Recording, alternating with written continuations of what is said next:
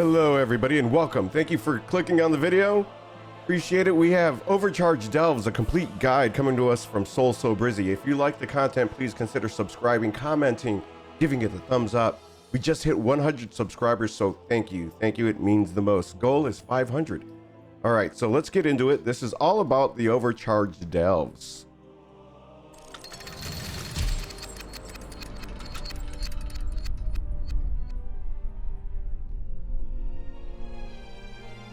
Hey, it's Soul with another video, and today I'm going to take you through Overcharged Delves. What are they all about, and what's in it for us? I know this is coming a bit ahead of schedule, but the explanation is short enough to also give you a good sense of what to expect very soon, so you can decide if you want to jump on this right away with your main and maybe your many alts. Please like the video, subscribe for more WoW coverage, and catch me where I'm live. Overcharged Delves become a thing with the 11.1.7 patch coming next week, and to get started, you want to travel over to Delve headquarters in Dornogal, where Dagran is hanging out to begin a questline.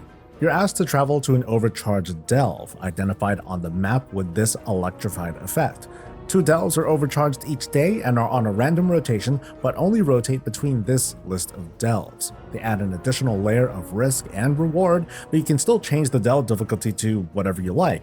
So for the purpose of testing, and what I'll recommend to you folks at home too, feel free to complete these quests and do the progression at a delve difficulty of 1, as it doesn't seem to make any difference in how quickly you complete quests. And if this changes, well, it changes. I've also heard that you'll be able to see that the overcharged are going to be with the bountiful delve. So if you have your map, you can go in there and knock it out at a 1 through 11 to complete the quest, and whatever challenge you like. If you're doing 11s, you're going to be totally fine. These have adjusted in a little bit of power and the traps, so be careful about those. I also think that we have to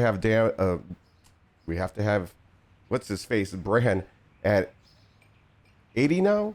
I just got mine to 51, so I mean, I'm way behind. I haven't been doing this because it's just not one of those things I really do a lot.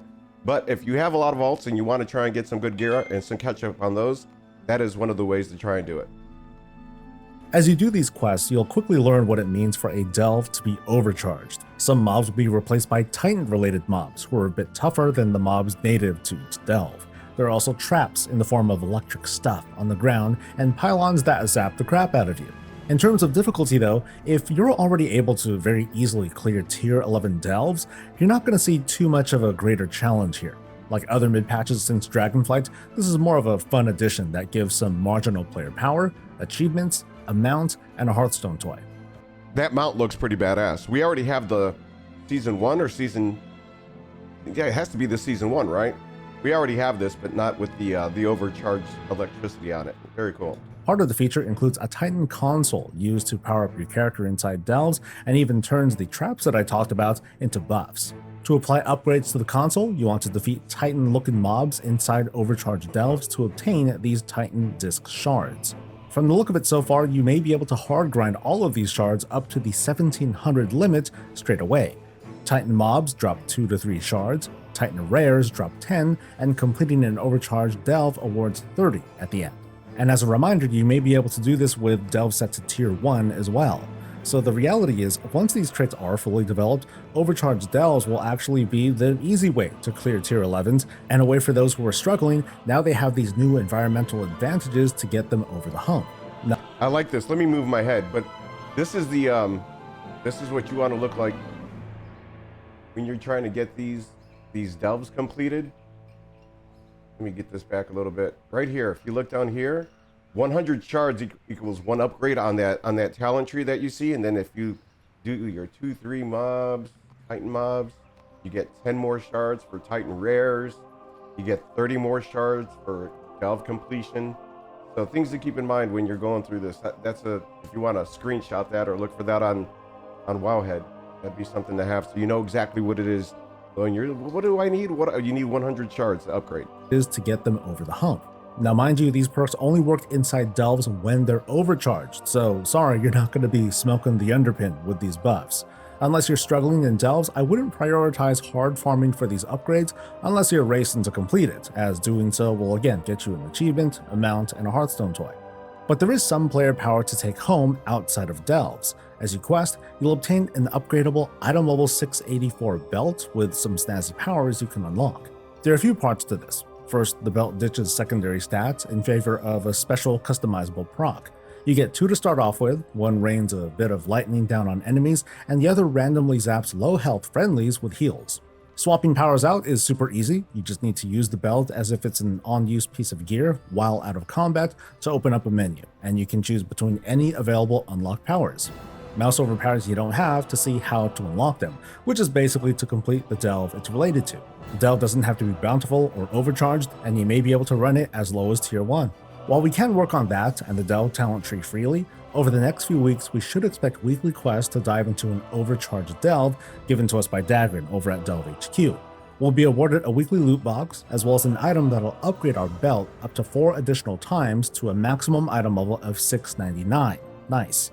I'll only give a general overview of the available powers on the belt, because there's... Now, I don't know if that was a misspeak, but he just said 699. If anybody knows for certain, I do believe him, because he's really on it. But I was under the impression it was only 694. And at 694, it's kind of like Cersei's Circlet, where you'll be able to keep going. I think why and if they went to 699, upon listening to how everything's been going, is because it was vastly undertuned. So maybe bringing that item level up to 699 then increased all the other effects that the belt had for the powers. So that could be. We'll have to see when it comes out, and if there's any more word, I'll let you know. Stay tuned. There's likely going to be some ongoing tuning, as I'll explain later. The default 2 powers are a random buff that has you fire off single target damage or healing 5 times to random targets over 15 seconds. There's an AoE damage proc, an extra heal that procs off of your heals, stat procs for each of the 4 secondary stats, and a damage shield. Feedback on the belt during testing has been as usual. The special effects are undertuned, which is kind of typical for them. Blizzard would rather buff than nerf these kinds of items after they get some feedback. And by feedback, I mean the kind that doesn't just come from top-end players or sims. I look at this belt the same way I looked at Cersei's Circlet from a season ago, or the Onyx Amulet from early Dragonflight. Yeah, but one of the things that I don't know if the devs really expected was that by the end, or nearly the end of Season 2, people would still be wearing their Cersei Circlet because it was that good, still out-simming some of the 684 pieces of gear that you could get from Myth Track rings in your Great Vault. So I'm curious if they are going to let it go like that. It was fine for me. I didn't ever mind. Otherwise, it just looked bad on your character sheet that you had a 658 ring that was bringing down the rest of your item level, because we all know it, you know it, I know it, everybody knows it. When you're trying to sign up for a bunch of these Mythic Plus groups and they look at your character and it doesn't look like you're wearing the best gear, not knowing that you still might have this ring that you're wearing still, they might not bring you if they're that petty. So it's one of those things. We'll have to see how that all kind of plays out. But at a ring that is going to be $699, that's not too bad. That'll be something that'll help your item level at the beginning and end of Season 2 into Season 3. So we'll see how that goes. Because it's one thing to have an extra DPS increase, that's nice, but there's a certain fun giving yourself throughput you don't otherwise normally have. I'm talking about meme groups where we can drop all the healers and then count on this belt to keep us going by having everyone spec the belt for healing. Maybe Cersei's Circlet will help a bit too. I just like having fun stuff like this towards the end of the season that doesn't really hurt anyone. A few more bits to point out. Most of the progression here is shared across the warband. After completing the questline that earns you the belt, alts will automatically skip all the quests outside of completing one Overcharged Delve to earn the belt, and then they can repeat the item level upgrade quests until they're caught up. Any powers activated on the belt are also shared across the warband immediately. Progress on the Delve talent tree is also shared across the warband, and the currency used can be traded to other characters. So if you're working to improve this belt across multiple alts at the same time, you'll find yourself quickly earning lots of this currency to gather up together and apply upgrades. All in all, it's a brief grind with a good bit of power fantasy, especially inside Delves. I especially like that there are a few powers immediately available, easy to unlock, and switching between them feels far cleaner than Cersei's Circlet or the Onyx Amulet. And that's the guide. I hope this gives you a good idea of what to expect for next week. Please like the video, subscribe for more WoW coverage, catch me live, and I'll catch you later. Stay safe, stay healthy, and stay breezy. Stay breezy. You know, that's cool. I like the idea of it. And you know, one of the things that I also think that this will be better than your Cersei Circlet is because we have delves as an end game piece of content. That is one of the 3 tiers that you see. You have your raid, you have your Mythic Plus, and you have your World Quest and delves. So this is something that I think is going to be very positive. Keep people still involved in doing delves. Has anyone out there beat Underpin? I haven't even really given them a go. So let me know. I'd like to know how you beat Underpin. What level was your brand? And what spec did you have him in? I could use all the help I can get. Other than that, everybody, I appreciate you for making it this far into the video. If you liked it, like I said, give a thumbs up, a comment. Let's have a discussion, a sub. We're on our way to 500. And other than that, I do stream on Twitch as well. Achilles_1970. Other than that, everybody, have a great day. I appreciate you.